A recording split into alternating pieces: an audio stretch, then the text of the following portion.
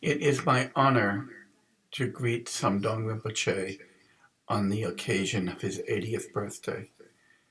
Rinpoche, we are all so grateful for the service that you have given to humanity during your time on this earth. The contributions you have made to higher education through founding and then leading the Central Institute of Higher Tibetan Studies would by themselves make a life worthwhile. The contributions you have made to the Tibetan government and the Tibetan people through your leadership as Kalam Tripa and through your leadership in formulating the first democratic constitution for Tibet would itself be enough to make a life worthwhile.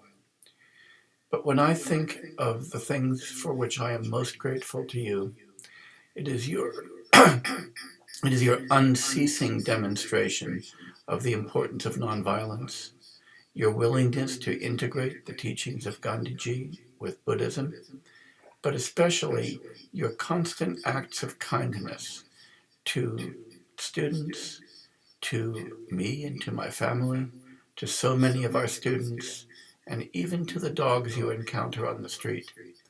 The greatness of people is shown not only by their great achievements and the contributions they make in the public sphere, but in the way that they conduct themselves in everyday interactions with people who others might think don't really matter at all. And it's in those interactions that you show such great generosity, such grace, and such greatness of spirit that we come to really appreciate who you are as a human being. Rinpoche, we congratulate you on 80 wonderful years, and we hope for many decades of your presence in the future. Thank you so much for all that you have done for us, and we hope that you are enjoying this day and can take a few minutes to relax and a few minutes to do something that I know is uncommon for you, to take some pride and satisfaction in all that you have accomplished.